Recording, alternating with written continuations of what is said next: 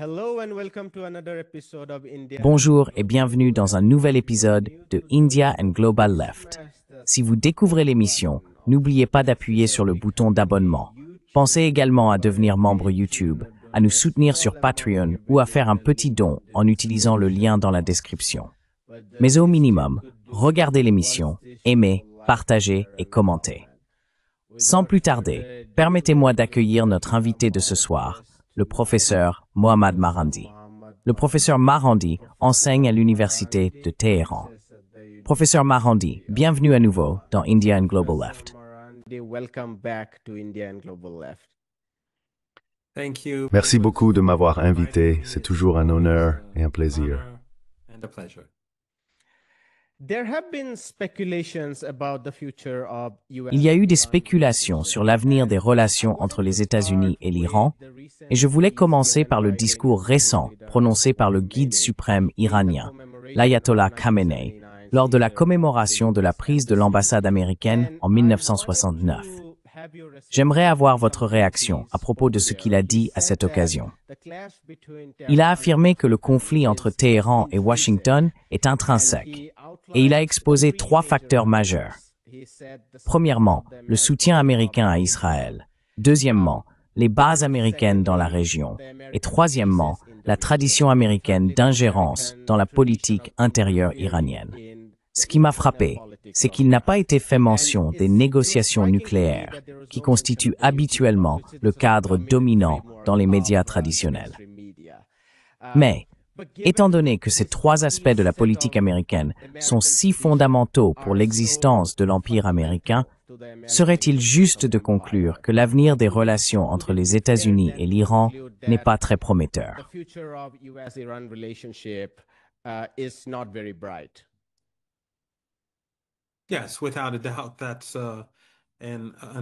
Oui, sans aucun doute, c'est une conclusion appropriée à tirer, non seulement d'après ce qu'il a dit aujourd'hui, mais aussi à partir de près de 5 décennies d'interaction entre l'Iran et les États-Unis, ou des actes d'agression que les Américains ont commis contre le pays. Concernant la prise de l'ambassade, il y a toujours eu en Iran un débat sur les avantages et les inconvénients de ce que les étudiants ont fait à l'époque. Certaines des personnes qui ont effectivement pris le contrôle de l'ambassade sont ensuite devenues des libéraux et des réformistes. Et parfois, lorsqu'elles s'expriment ou plaident en faveur de liens avec les États-Unis, leurs détracteurs leur répondent: « Ce n'est pas nous qui avons pris l'ambassade, c'est vous. »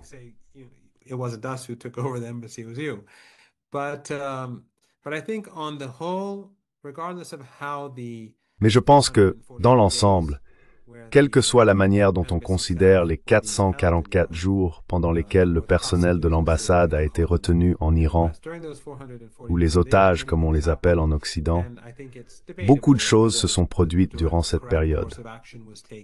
Et je pense qu'il est discutable de savoir si la bonne décision a été prise ou non.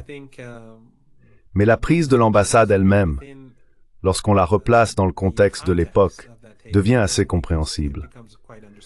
Le Shah avait fui le pays, il avait tué des milliers et des milliers de personnes à Téhéran, et beaucoup d'autres avaient également été assassinés en dehors de la capitale.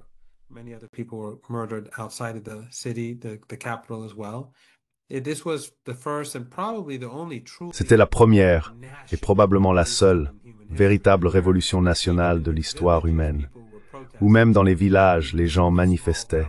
Même dans les petites villes à travers le pays, il y avait des protestations quotidiennes, mois après mois. C'était tout à fait unique, et je pense que ça l'est encore.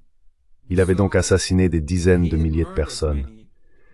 Et puis il y avait la police secrète, la SAVAK, qui torturait également des gens et les tuait sous la torture pendant de nombreuses années. Beaucoup ont été exécutés. La colère envers le Shah était immense.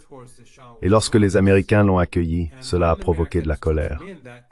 Mais il y avait aussi la crainte que, comme en 1953, les Américains ne préparent son retour ou ne préparent à le ramener au pouvoir.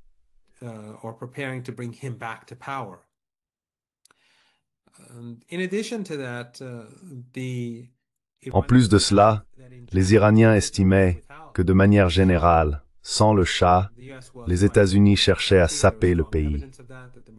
Il existait de fortes preuves que les Américains tentaient de jouer des tours, de monter différents groupes les uns contre les autres, de contribuer à créer des troubles dans tout le pays, et aussi d'encourager les séparatistes à attaquer les institutions de l'État.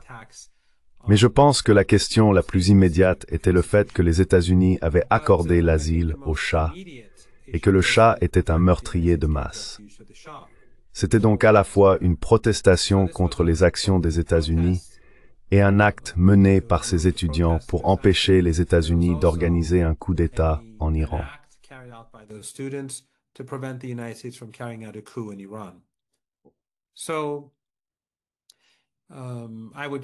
Alors, je le comparerais à, si l'on veut utiliser un exemple que les jeunes peuvent se rappeler plus facilement, je le comparerais à l'Ukraine et à la manière dont les États-Unis ont mené un coup d'État sur le Maïdan, un coup d'État qui a finalement conduit à la destruction du pays et à la guerre avec la Russie.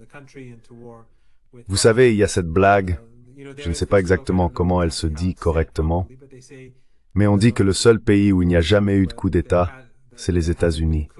Et c'est parce qu'il n'y a pas d'ambassade américaine là-bas. Ainsi, l'ambassade des États-Unis en Iran était un lieu d'intrigue et de conspiration, et elle a été prise par les étudiants. Maintenant, encore une fois, on pourrait dire que c'était un acte légitime, mais ils auraient pu libérer le personnel de l'ambassade après 2 mois, après 1 mois, après 3 mois. Peut-être, peut-être pas.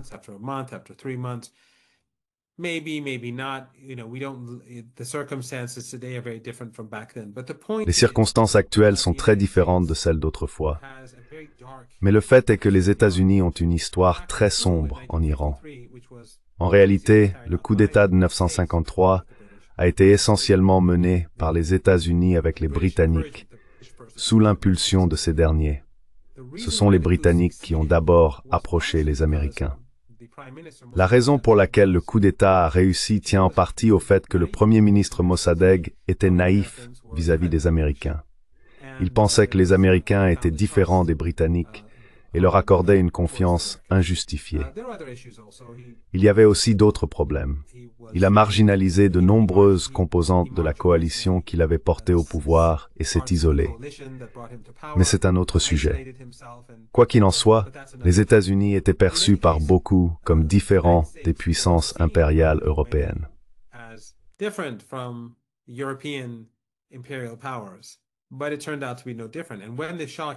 Mais il s'est avéré que ce n'était pas différent. Et lorsque le Shah est revenu au pouvoir, les États-Unis ont contribué à créer le tristement célèbre SAVAK. Les États-Unis ont effectivement pris le contrôle de presque tout dans le pays. Il y avait des dizaines de milliers de conseillers américains très bien payés. Les Iraniens achetaient d'énormes quantités d'armes aux États-Unis, mais les plus sophistiqués étaient contrôlés par les Américains. Les Iraniens n'étaient pas autorisés à réparer les F-14, ni à effectuer d'importantes opérations de maintenance sur les technologies clés américaines, même s'ils les avaient achetées et en étaient propriétaires. Pendant ce temps, l'Iran restait en grande partie un pays appauvri. Environ 40% des Iraniens au moment de la Révolution savaient lire et écrire. En d'autres termes, la grande majorité était analphabète.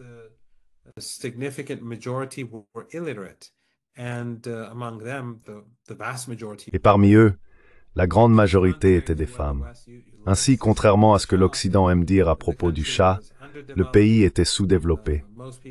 La plupart des gens n'étaient pas instruits, et la richesse était dépensée non pas pour développer le pays, mais pour développer les économies occidentales. Par exemple, beaucoup d'argent était consacré au matériel militaire, mais très peu à la création d'une industrie militaire nationale. Et lorsque la guerre a commencé, quand Saddam Hussein a envahi l'Iran, c'est quelque chose que j'ai découvert parce que j'ai combattu dans cette guerre. Il n'y avait presque rien au départ qui était fabriqué en Iran et que nous utilisions sur les fronts. Ainsi, les États-Unis ont aidé le Shah à maintenir son pouvoir et ont pris une grande part de la richesse pétrolière pour eux-mêmes.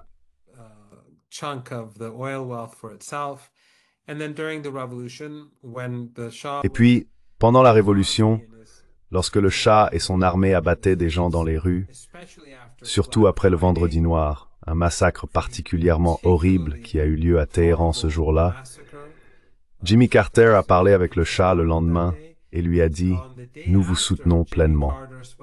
Voilà donc l'histoire des États-Unis. Et si l'on va plus loin, bien sûr, jusqu'à la prise de l'ambassade, il y a la question du soutien américain à Saddam Hussein, lui fournissant par l'intermédiaire de leurs alliés en Europe des armes chimiques. Les États-Unis lui ont donné des renseignements militaires pour utiliser ces armes chimiques et la couverture politique pour s'en tirer. Et l'histoire continue. Je ne veux pas fatiguer vos téléspectateurs.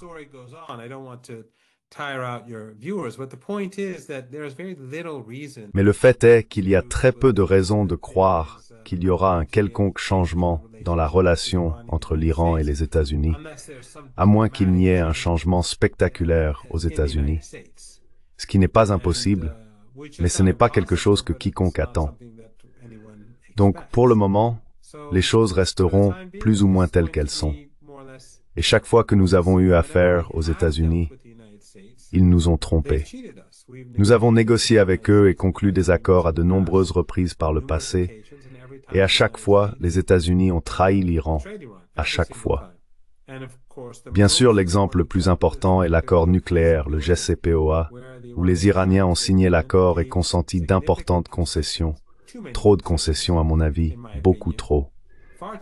Pourtant, dès le premier jour, les États-Unis violaient l'accord et finalement, sous Trump, ils l'ont déchiré.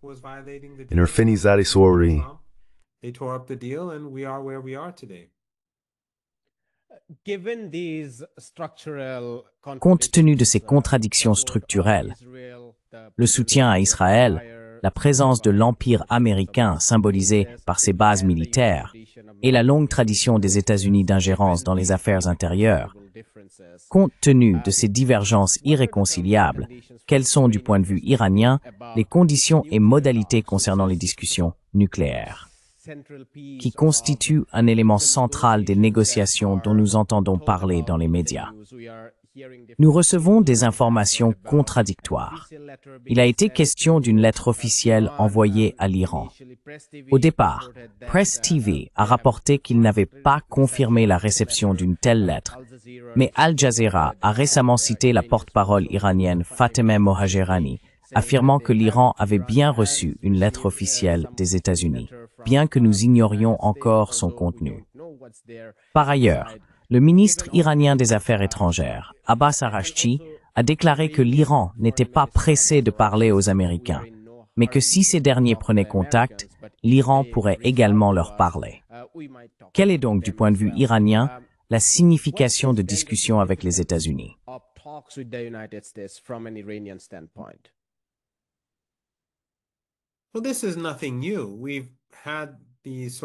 Eh bien, ce n'est rien de nouveau.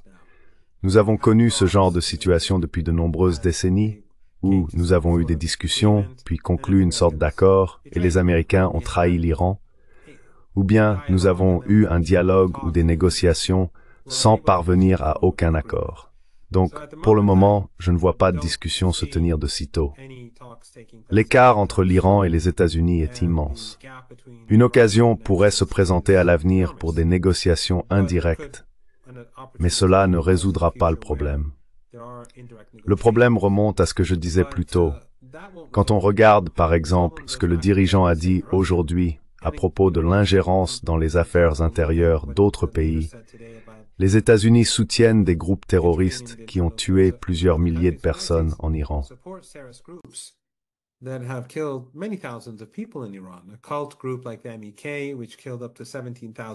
Un groupe sectaire, comme les Moudjahidines du peuple MEK, qui ont tué jusqu'à 17 000 personnes et combattu pour Saddam Hussein comme soldats de terrain.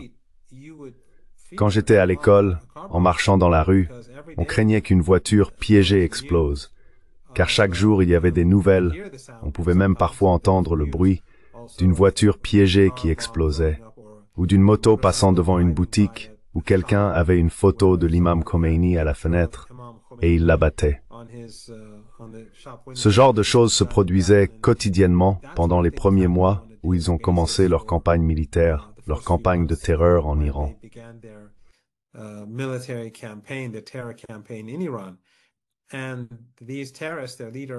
Et ces terroristes, leur chef s'est enfui en France, puis ils ont établi une base en Irak et ouvert des bureaux à travers l'Europe et l'Amérique du Nord sous différents noms. Même s'ils avaient été déclarés organisations terroristes au départ, un peu comme l'État islamique et Al-Qaïda, comme Jolani, qui était le chef d'Al-Qaïda et le cofondateur de l'État islamique et qui a massacré tant de personnes, il est maintenant un proche allié des États-Unis. Il l'a toujours été, à mon avis, du moins depuis qu'il était le chef d'Al-Qaïda en Syrie et un proxy des États-Unis. Mais c'était la même chose avec les Moudjahidines du peuple. Ils ont financé différentes organisations terroristes, pas seulement une. Ils ont mené des attaques le long de la frontière avec le Pakistan, et au cours des derniers mois, ils ont assassiné plusieurs personnes.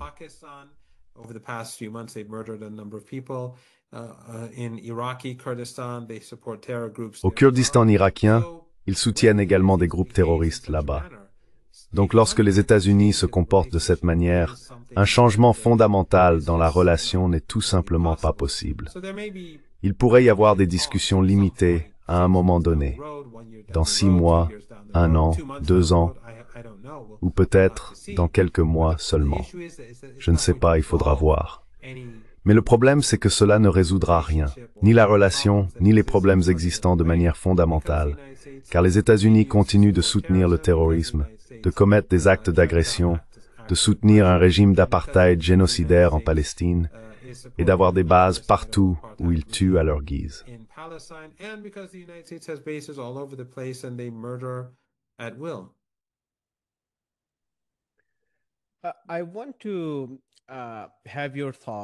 Je voudrais connaître votre avis sur une déclaration d'Ismail Baghil, le porte-parole du ministère iranien des Affaires étrangères. Je pense que cela rejoint une partie de votre analyse lors de notre précédente émission. Il a récemment affirmé qu'il existe désormais un consensus régional autour de 2 points principaux. Premièrement, qu'Israël constitue la principale menace dans cette région. Et deuxièmement, qu'il devrait y avoir un cadre régional de coopération, un cadre qui dépasse les anciens modèles, entachés par les divisions et la centralité de l'Empire, afin d'assurer la sécurité de la région face à la menace israélienne. Pourriez-vous développer votre réflexion à ce sujet? Quel type de changement avons-nous observé depuis le début du génocide à grande échelle, après le 7 octobre, en matière de sécurité régionale en Asie occidentale? Je pense que cela apporterait beaucoup de clarté à nos téléspectateurs à travers le monde.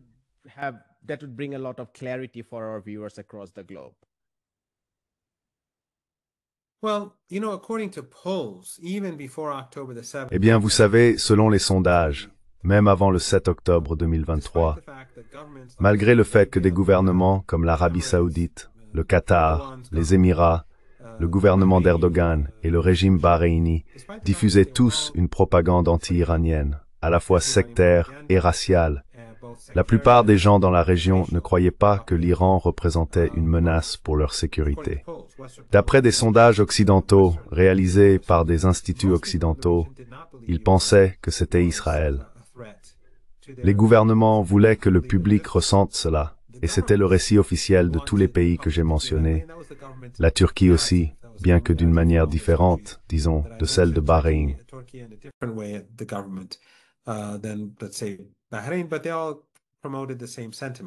Mais ils ont tous promu les mêmes sentiments pour des raisons différentes. La Turquie et le Qatar étaient bien sûr les principaux soutiens de l'État islamique et d'Al-Qaïda en Syrie et en Irak, tandis que les Émirats et l'Arabie saoudite abordaient la question sous un autre angle. Je veux dire, les politiques ont changé. Autrefois, ce sont les Saoudiens et les Émiratis qui étaient les principaux soutiens de ces groupes. Puis cela s'est déplacé vers Erdogan et le Qatar. Mais le wahhabisme et le salafisme étaient traditionnellement, enfin je veux dire, le Qatar est un État wahhabite, un régime wahhabite. Et l'Arabie saoudite, jusqu'à Mohammed Ben Salman, a toujours promu le wahhabisme. Ironiquement, Mohammed Ben Salman pousse le pays dans une direction quelque peu différente. Et c'est pourquoi ce sont désormais le Qatar et la Turquie qui sont principalement à l'origine de ce type de financement destiné à soutenir ces différents groupes. Mais malgré toute la rhétorique, les gens ordinaires croyaient que c'était le régime israélien. Après le 7 octobre, il est devenu de plus en plus évident que les gens n'acceptaient pas ce récit. Et je pense qu'après la frappe aérienne sur le Qatar, on peut observer un changement, pas fondamental, mais subtil et néanmoins significatif, dans la manière dont la région dépeint le régime israélien. Je veux dire, les régimes de la région du Golfe Persique évoluent, notamment dans la façon dont ils présentent le régime israélien, et ils manifestent une inquiétude croissante quant au type de menace que ce régime représente pour eux.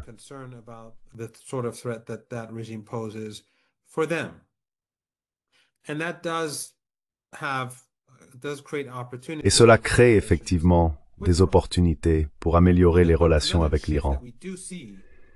Mais un autre changement que nous observons, et je ne sais pas exactement jusqu'où il remonte dans l'histoire, dans la région du Golfe Persique, c'est qu'il y a eu une évolution significative des attitudes envers l'Iran, envers le Hezbollah, envers Ansar Allah, et l'antagonisme qui était alimenté par Al Jazeera, Al Arabiya et d'autres médias.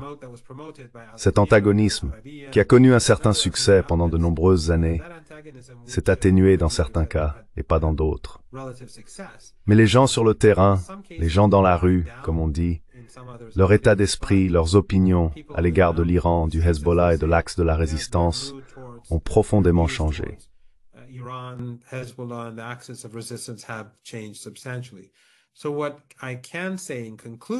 En conclusion, ce que je peux dire, c'est que certains de ces régimes familiaux de la région du Golfe Persique sont aujourd'hui plus préoccupés qu'ils ne l'étaient par le passé par le rôle du régime israélien.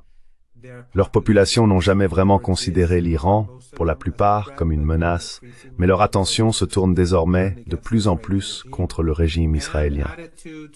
Les attitudes envers l'Iran et la résistance ont considérablement évolué. Ce n'est en aucun cas universel, mais un changement s'est opéré dans toute la région. Le Golfe Persique est un peu particulier à cet égard, car il s'agit d'États très étroitement contrôlés, des dictatures où les gouvernements exercent un contrôle fort sur tout ce qui est dit et écrit à l'intérieur de leur pays, en particulier au Qatar et aux Émirats.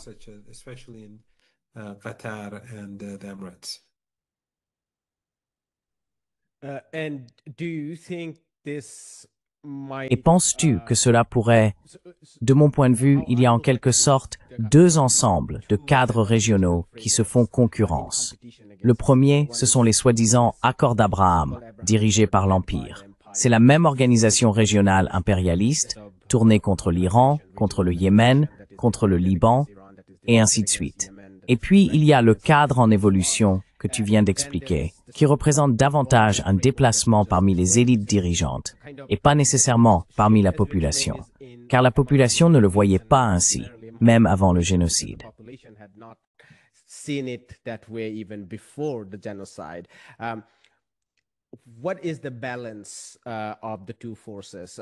Quel est l'équilibre entre les deux forces?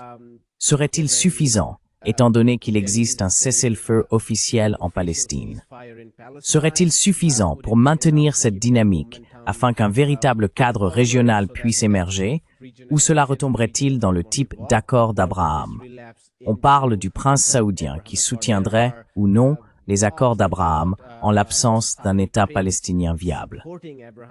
Nous reviendrons sur la question palestinienne, mais il suffit de dire ici que nous ne voyons aucune forme de résolution réelle en Palestine. Quelle est, selon vous, la direction que prendra l'équilibre entre ces cadres à l'avenir?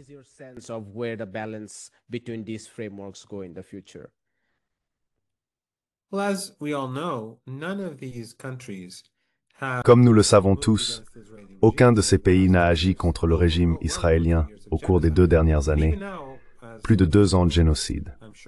Et même maintenant, comme vous le savez, et je suis sûr que la plupart de vos téléspectateurs le savent aussi, car ils sont très politisés, le génocide ne s'est pas arrêté.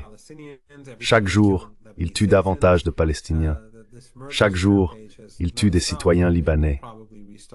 Cette folie meurtrière ne s'est pas arrêtée, et elle reprendra probablement dans un avenir pas si lointain. Ils profèrent déjà des menaces contre le Liban et bien sûr contre Gaza. Les événements en Cisjordanie sont profondément inquiétants. Le nettoyage ethnique s'accélère. Hier encore, 2 Palestiniens ont été tués en Cisjordanie. L'un d'eux était un enfant, un adolescent. Et des menaces sont proférées contre l'Irak et l'Iran. Ce régime meurtrier continue donc de tuer.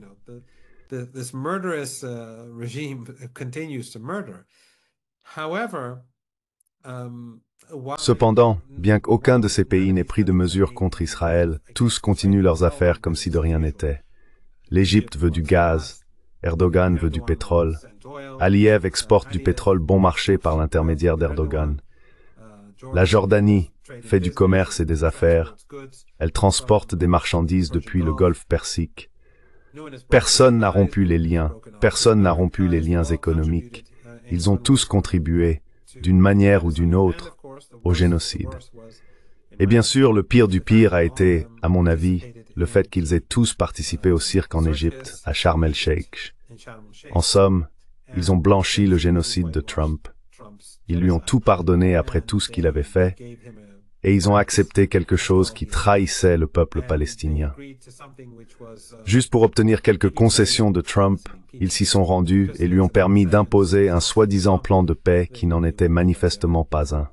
Les Palestiniens, bien sûr, ont joué cela de manière très intelligente. The Palestinians, of course, have played it very smart. Hamas and its allies have responded to this fake peace plan. Le Hamas et ses alliés ont réagi à ce faux plan de paix d'une manière qui a empêché Trump de saisir l'occasion de les isoler. Mais dans tous les cas, lorsque ces gouvernements agissent ainsi, on pourrait penser que la mise en œuvre ou l'élargissement des accords d'Abraham devrait être facile. Pourtant, je ne crois pas que ce soit vraiment le cas. On parle du fait que la Syrie serait poussée à accepter les accords d'Abraham. Et comme vous l'avez dit, l'Arabie saoudite, Trump a déclaré qu'il pensait qu'elle le ferait. Je crois que vous faisiez allusion à ce que Trump a dit il y a quelques heures, à savoir que l'Arabie saoudite accepterait sans État. Je pense qu'il est très difficile que cela se produise, car la colère et l'indignation dans toute la région, Asie occidentale, Afrique du Nord, sont immenses. West Asia, North Africa is enormous. And we don't know how stable. Et nous ne savons pas à quel point beaucoup de ces pays sont réellement stables, ni dans quelle mesure ils ont véritablement le contrôle. Car lorsque le printemps arabe a commencé, ou l'éveil, personne ne pensait que la région allait devenir instable. Enfin, très peu de gens le pensaient. J'étais à un séminaire à Beyrouth, lors d'un événement du Conflicts Forum avec Flint Leverett et Alastair Crooke, et nous discutions du fait que le centre ne pouvait pas tenir, que les choses risquaient de commencer à se désagréger. Et littéralement, quelques semaines plus tard, les événements en Tunisie ont commencé.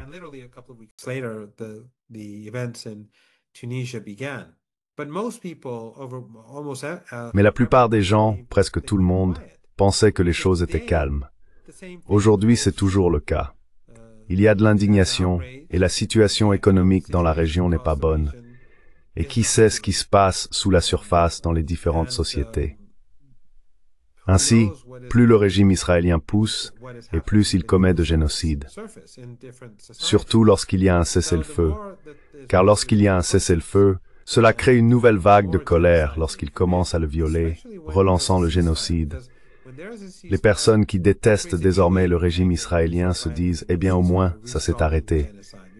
Mais si cela recommence, cela crée une nouvelle vague de colère, un autre type de colère.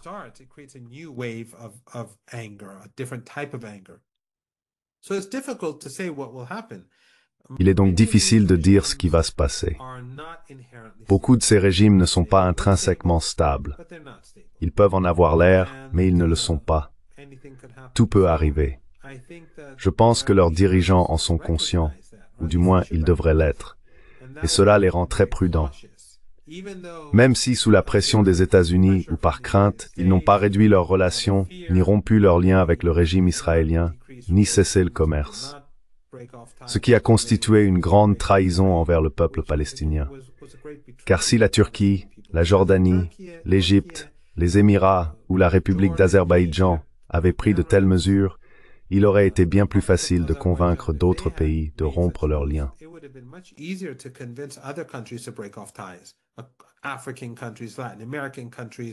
Les pays africains, les pays d'Amérique latine, les pays du mouvement des non-alignés. Mais lorsqu'ils ne font rien, alors la motivation pour les autres, eh bien, elle disparaît. Le seul pays qui en fait vraiment un grand sujet, c'est la Colombie, de l'autre côté du monde. Si le président colombien était le président de la Turquie, les choses auraient peut-être été différentes. Ou s'il était le roi de Jordanie ou le dirigeant des Émirats. Mais je ne pense pas que, dans les circonstances que j'ai mentionnées, il soit facile pour quiconque d'aller vers un renforcement des soi-disant accords d'Abraham, ou d'y adhérer et de pouvoir s'en tirer, ou du moins d'avoir confiance en leur capacité à s'en tirer.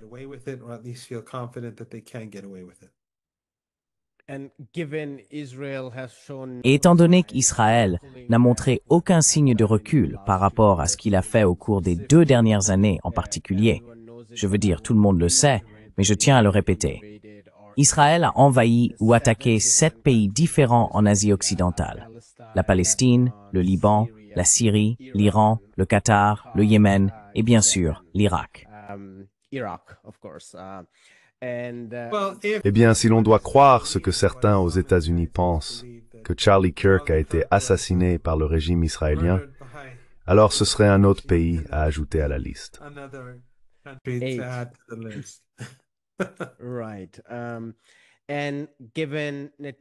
D'accord.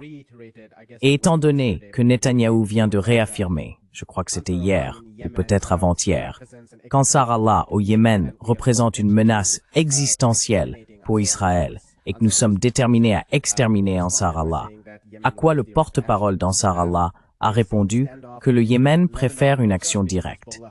Nous assistons à une impasse au Liban, non seulement entre le Hezbollah et Israël, mais désormais aussi entre l'armée libanaise et Israël après des raids israéliens dans les provinces méridionales du sud Liban. Et nous voyons la même chose en Syrie, où les forces israéliennes se massent près de Damas. Il faut donc que tout le monde en Asie occidentale prenne note qu'un cadre régional commun, incluant, comme l'a dit le ministre omanais des Affaires étrangères Al-Boussadi, l'Irak, l'Iran, le Yémen et le Liban, serait formidable. Très surprenant. Peut-être pas tant que ça, mais ce serait extrêmement regrettable si les autres pays n'en tenaient pas compte.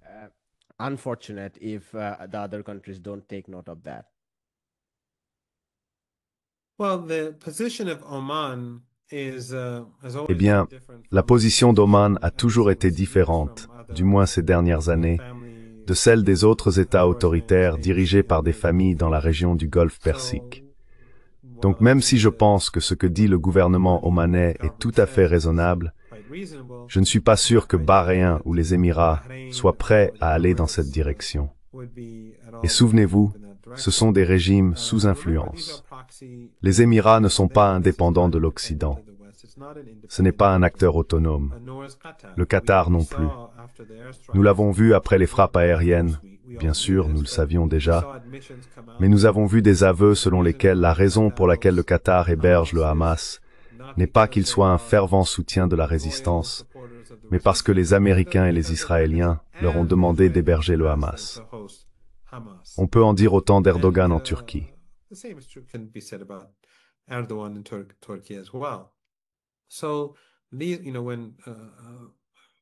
Ainsi, lorsque le Qatar dépense de l'argent en Syrie, c'est à la demande des États-Unis, en coordination avec les États-Unis.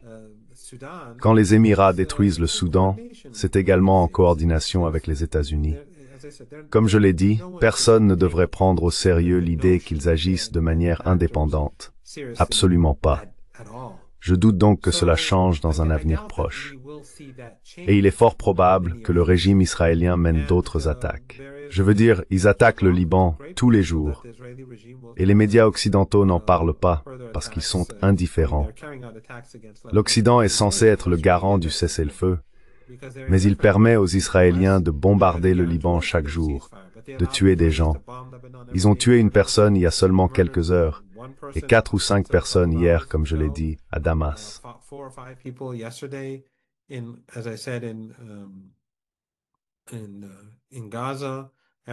Et à Gaza, chaque jour, ils tuent un grand nombre de personnes, et ils n'autorisent pas l'entrée de nourriture, ni de médicaments.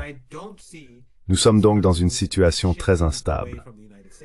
Mais je ne vois pas ces pays s'éloigner des États-Unis, car au bout du compte, le problème est que ces pays sont liés à l'Occident. Ils sont liés aux États-Unis. Que ce soit pour renverser le gouvernement syrien, pour opposer le gouvernement libanais au Hezbollah, ou pour imposer un nouveau gouvernement au Liban par l'intimidation, derrière tout cela se trouvent les États-Unis. Et tout cela est fait pour renforcer et promouvoir les intérêts du régime israélien. Ces gouvernements n'ont tout simplement pas la souveraineté, la volonté, ni la capacité de s'opposer aux États-Unis.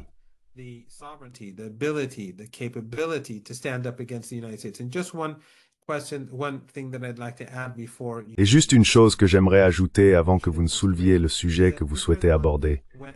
Monsieur Erdogan, après le coup d'État, lorsqu'il a arrêté un pasteur américain en affirmant qu'il était impliqué dans le coup, Trump a menacé la Turquie, a menacé Monsieur Erdogan et a imposé certaines sanctions. Dès que cela s'est produit, même si le pasteur américain avait été condamné à la prison, ils l'ont libéré. Ainsi, les États-Unis ne vont pas permettre à ces pays de modifier leur politique, de se détourner et de rejoindre l'Iran et d'autres pour créer une coalition visant à bloquer l'agression israélienne. Cela n'arrivera pas. Cependant, la peur accrue qui s'est installée, en partie à la suite de l'agression israélienne contre le Qatar, a entraîné quelques changements subtils.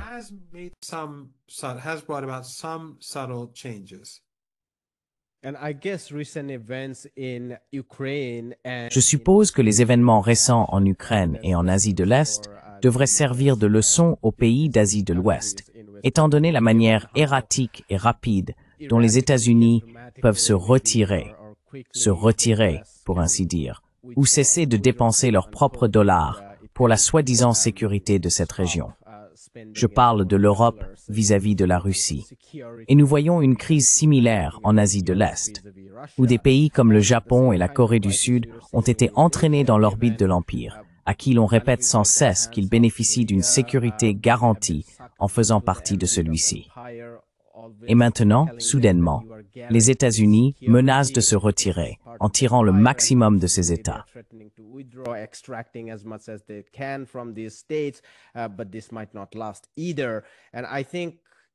Mais cela pourrait ne pas durer non plus.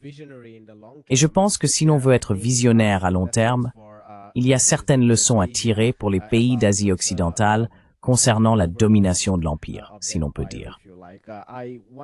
Je voulais conclure en parlant de la Palestine, étant donné que nous avons constaté plus de 192 violations du cessez-le-feu partiel convenu en octobre. Je crois que c'était le 10 octobre, mais corrigez-moi, chers spectateurs, si je me trompe.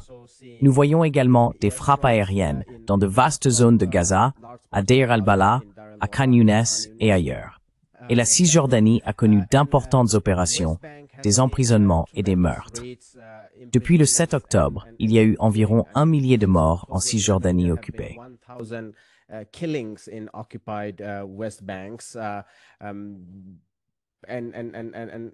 Et plus de 10 000 personnes sont déplacées en Cisjordanie occupée.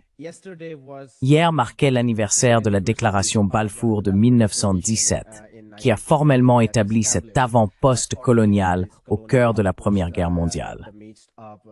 De nombreux chercheurs européens en parlent encore en termes de retrait des empires.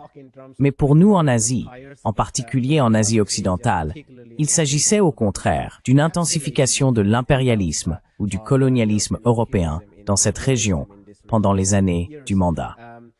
Pour conclure cette conversation, pourriez-vous partager vos réflexions sur l'avenir de la lutte à long terme pour la liberté palestinienne face au colonialisme occidental dans cette région?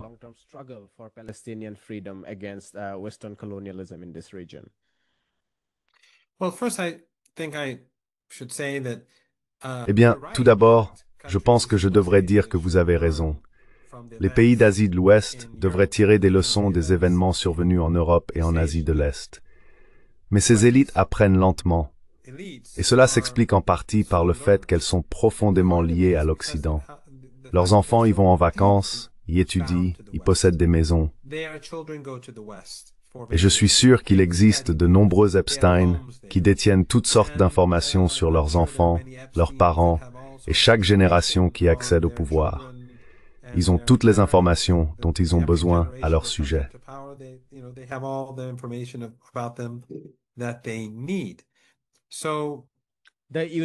Alors, les universités en particulier m'ont frappé lors de ma dernière visite. Elles semblent pour la plupart britanniques et beaucoup deviennent de plus en plus américaines. Même certains noms, ce Sussex-là, sonnent très anglais ou écossais.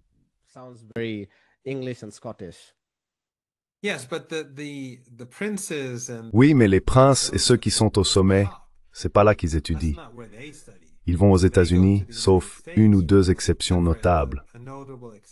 Je crois que Mohammed Ben Salman est effectivement resté en Arabie Saoudite, si je ne me trompe pas. Si c'est le cas, vos téléspectateurs devraient le signaler. Mais je pense qu'il est resté chez lui. Dans l'ensemble, cependant, ils ont étudié en Occident. Ils ont vécu en Occident et y ont passé leur jeunesse.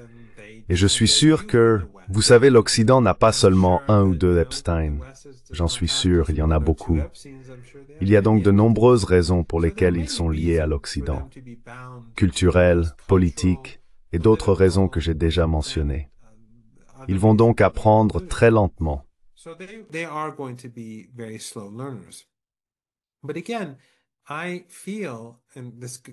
Mais encore une fois, je ressens, et c'est ma réponse à votre question, je ressens qu'un tremblement de terre approche et que ce statu quo ne peut pas durer. Les États-Unis sont en déclin. L'Empire est en déclin. Il se débat, devient plus dangereux. Il pourrait bombarder l'Irak, attaquer l'Iran, attaquer le Venezuela. Trump pourrait déchirer l'accord avec la Chine et relancer une politique tarifaire insensée d'ici 2 semaines. Il pourrait accepter de rencontrer le président Poutine quelque part, puis changer d'avis une semaine plus tard. L'Empire agit de manière très erratique, et c'est à cause du déclin. C'est comme une personne en train de se noyer qui se débat contre tout ce qu'elle peut toucher pour se sauver.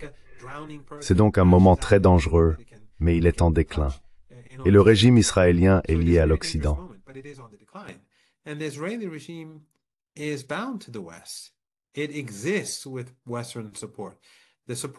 Il existe grâce au soutien occidental.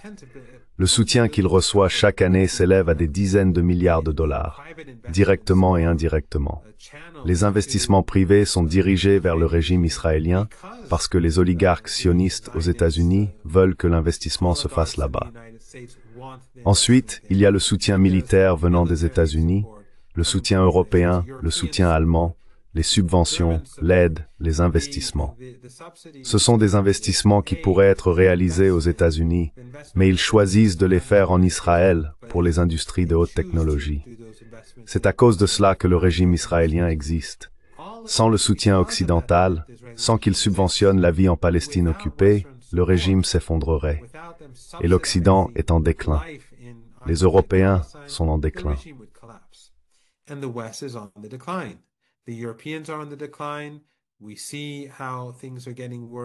Nous voyons comment la situation se dégrade en Allemagne, en Grande-Bretagne, en France et ailleurs, pour de nombreuses raisons que vous connaissez aussi bien que moi, voire mieux. Et aux États-Unis, c'est la même chose. Par ailleurs, le Sud global continue de s'affirmer, et l'Iran, bien sûr, en est l'un des acteurs clés. Je pense que l'Iran a montré lors de la guerre de 12 jours sa force sous-jacente en parvenant à contraindre le régime israélien à s'arrêter, à demander un cessez-le-feu et à supplier les Américains de le négocier avec l'Iran. Ainsi, ce déclin de l'Empire est une période dangereuse, mais c'est aussi quelque chose qui, à long terme, ne présage rien de bon pour le régime israélien en raison de sa dépendance envers l'Empire. De plus, le régime est devenu totalement illégitime aux yeux de nombreuses personnes à travers le monde, y compris des Juifs américains. Including American Jews. y compris les Juifs américains, et bien sûr de nombreux jeunes Juifs américains, ainsi que des Juifs plus âgés. Mais beaucoup de jeunes Juifs américains sont à l'avant-garde de la résistance contre le régime israélien. Ils comptent parmi les personnes courageuses qui ont brisé l'emprise que le régime israélien exerçait sur la société américaine. Les Américains se sont retournés contre ce régime. Et comme je l'ai dit, plus les actes sont scandaleux, plus les meurtres et les massacres se multiplient, plus la situation va empirer. Ainsi, même si ces jours semblent sombres pour le peuple palestinien, et en effet, à bien des égards, ce sont des jours très sombres, plus d'une personne par jour a été tuée en Cisjordanie depuis le 7 octobre, en moyenne, chaque jour. Mais on n'en entend même pas parler en Occident ou dans les médias occidentaux. Rien. Silence complet. Indifférence. Comme vous l'avez dit, 1000 personnes. Rien. Est-ce que c'est dans The New York Times? Plus de 3000 personnes déplacées.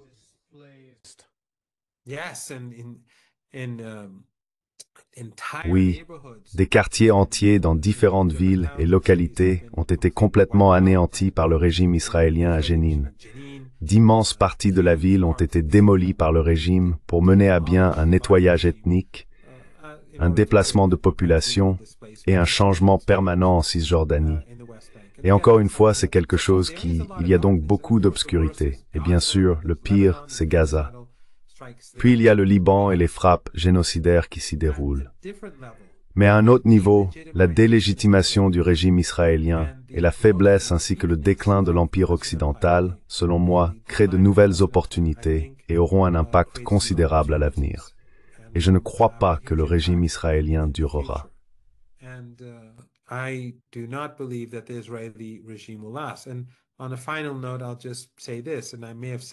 Et pour conclure, je dirais simplement ceci, et je l'ai peut-être déjà dit, donc je m'en excuse si c'est le cas.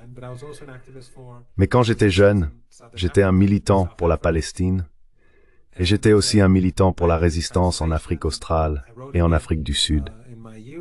J'ai fait du travail de traduction et j'ai un peu écrit dans ma jeunesse sur l'Afrique du Sud. Je ne connaissais personne en Iran, et je n'ai rien lu venant d'activistes du monde entier, dans les documents que je lisais ou traduisais, qui m'ait donné le sentiment ou l'impression que l'apartheid en Afrique du Sud prendrait fin de sitôt. Mais ensuite, il y a eu un tournant rapide des événements, et après l'arrivée au pouvoir du dernier président sous l'apartheid, beaucoup de changements ont eu lieu. Le fardeau de l'apartheid était simplement trop lourd.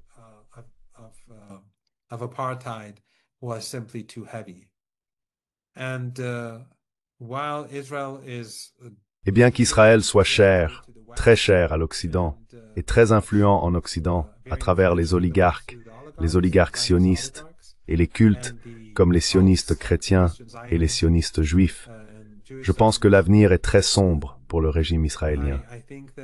Ainsi, alors que nous traversons des temps sombres en Asie occidentale, et que les gens à travers le monde sont déprimés, et vous savez, eh bien, ils ne devraient pas l'être, mais ils sont profondément attristés par ce qu'ils voient.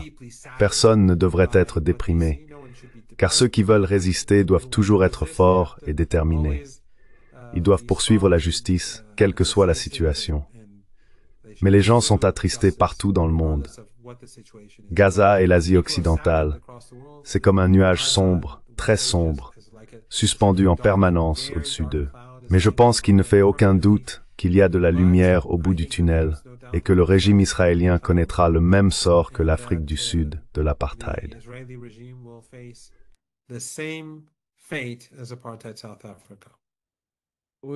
Nous allons nous arrêter là, professeur Marandi. Ce fut un plaisir de vous avoir parmi nous. Merci beaucoup pour votre temps. Merci beaucoup de m'avoir invité. Bonjour, je m'appelle Ayushman. Avec Mudyar Jyotishman, nous avons lancé cette plateforme. Au cours des 2 dernières années, nous avons essayé de créer du contenu pour les forces de gauche et progressistes. Jusqu'à présent, nous avons interviewé des économistes, des historiens, des commentateurs politiques et des militants. Si vous avez apprécié notre contenu et souhaitez que nous construisions une archive pour la gauche, j'ai 2 demandes à vous faire. Veuillez envisager de faire un don à cette cause. Le lien se trouve dans la description ci-dessous. Et si vous ne le pouvez pas, ne vous sentez pas mal. Vous pouvez toujours aimer et partager nos vidéos avec vos camarades. Enfin, n'oubliez pas d'appuyer sur le bouton d'abonnement. Finally, don't forget to hit the subscribe button.